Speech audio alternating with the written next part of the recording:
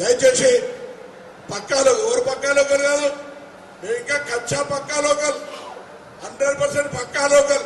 దీన్ని ఎవరు కూడా ఎక్కడో వేరే నాన్ లోకల్ లేడు, అందరు కూడా ఇక్కడే ఉంటాం.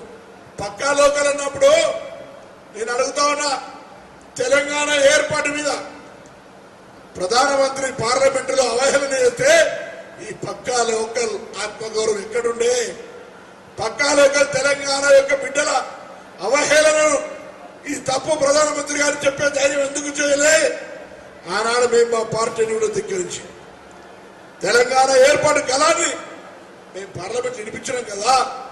ఇలా మీరు అదే పార్లమెంటు వేదికగా తలుపును మూసి తల్లిని చంపి తెలంగాణ ఏర్పాటు చేసుకున్నారని చెప్పినా, లేదా తెలంగాణ అమరవీరులను అవహేళన చేసిన ఈ ప్రధానమంత్రి యొక్క వ్యాఖ్యల పట్ల పార్లమెంటు సాక్షిగా హాజరై ఏం మాట్లాడకపోతుంది కదా అని అడుగుతాను మేము.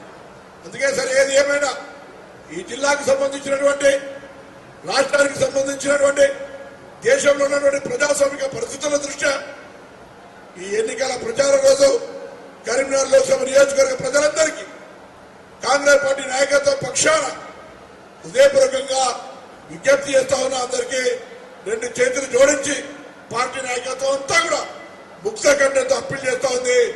కాంగ్రెస్ అభ్యర్థిని గెలిపియండి. కాంగ్రెస్ పార్లమెంట్ అభ్యర్థి గెలుపు ద్వారా ప్రజాస్వామ్యాన్ని కాపాడండి. తద్వారా ఒక ఈ పార్లమెంట్ నియోజకవర్గ అభివృద్ధికి దోహదపడే విధంగా ఓటు వేయమని సందర్భంగా నేను కోరుతా ఉన్నా. తప్పకుండా నిర్లక్ష్యానికి గురైనటువంటి సిరిసిల్ల చేనేత కావచ్చు, ఇరిగేషన్ ప్రాజెక్టులు కావచ్చు, విద్యా సంస్థలు కావచ్చు, ఇలా శాతవాహన యూనివర్సిటీ ఉంటుంది, అక్కడ ఇంజనీరింగ్ కాలేజీ తెచ్చాల్సిన అవసరం ఉంది.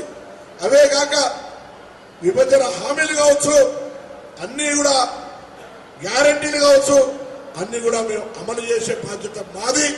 ఆ దిశలో ముందుకు పోతాం. అందుకు సంబంధించి మమ్మల్ని ఆశీర్వదించమని కాంగ్రెస్ పార్టీ పక్షాన కోరుతున్నాం.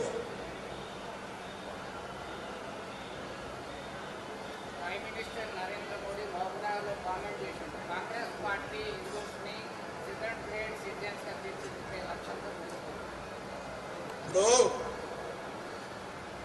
ఒక ముఖ్యమైన అంశం ఏంటంటే, దేశవ్యాప్తంగా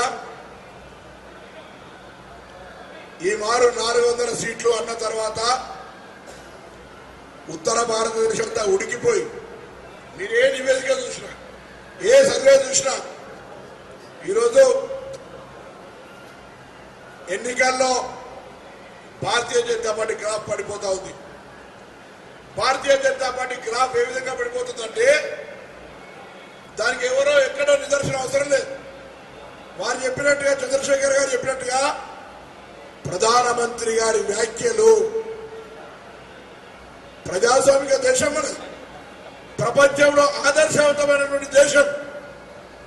మనతో ఏర్పడ్డ పాకిస్తాన్లో ఇప్పటికి కూడా శాంతి లేదు. కానీ మనం ఒక ఓటు ద్వారా మనకు అనుకున్న ప్రభుత్వాన్ని తెచ్చుకోగలుగుతున్నాం, వద్దనుకున్న ప్రభుత్వాన్ని మార్చుకోగలుగుతున్నాం. ఇటువంటి పరిస్థితుల్లో దేశంలో ఎన్నడూ జరగనటువంటి సంఘటనలు, ఏ ప్రధానమంత్రి అంత నీచానికి దిగజారి మాట్లాడినటువంటి దాఖలాలు లేని విధంగా ప్రధానమంత్రి గారు మాట్లాడుతూ ఉన్నారు.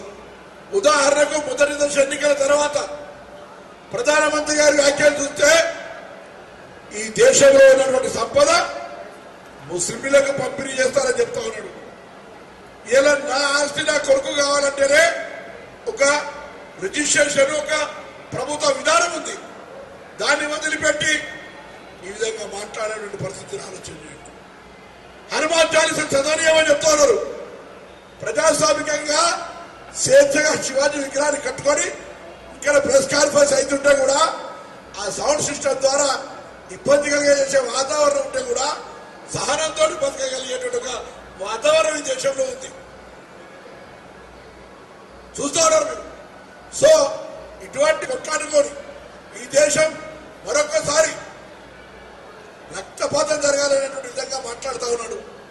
ఆస్తులు గుంజుకుంటున్నట, మంగళసూత్రాలు తెప్పేస్తారట, హనుమాన్ చాలీసా చదువుతారట. అర్బన్ టెర్రరిజం వస్తుందని ఒక ప్రధానమంత్రి గారు మాట్లాడితే ఈ దేశం యొక్క ప్రధానమంత్రి పదవి యొక్క ప్రతిష్ట ఎక్కడికి దిగజారింది అని అడుగుతాను. అందుకే ప్రధానమంత్రి ఏం మాట్లాడినా ఇలా ఆయన ముఖంలో భయం కనబడతా ఉంది.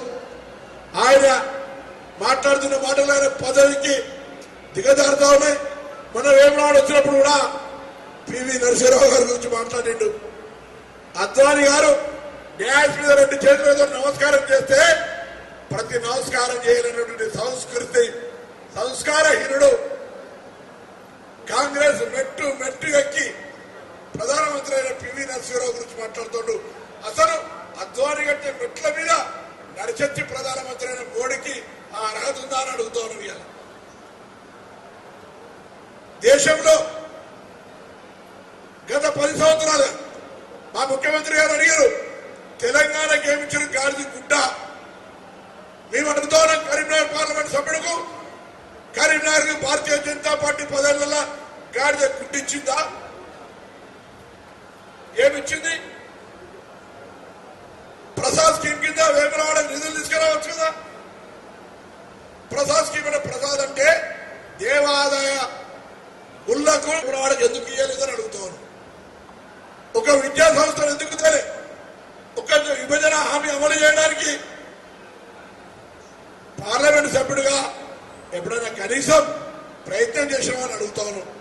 అందుకే ఈరోజు కరీంనగర్ సమగ్ర అభివృద్ధి, కరీంనగర్ లోక్సభ నియోజకవర్గంలో 4 గెలిచిన ఎమ్మెల్యేలు మా నియోజకవర్గాల్లో మిగతా 3 నియోజకవర్గాలను కలుపుకొని ఈ పార్లమెంట్ నియోజకవర్గంలో ఉన్నటువంటి నిరుద్యోగ సమస్య పరిష్కారానికి కావచ్చు, విద్యా వ్యవస్థ అభివృద్ధి కావచ్చు, వైద్య పరిస్థితుల మెరుగుపరచడానికి కావచ్చు, లేకపోతే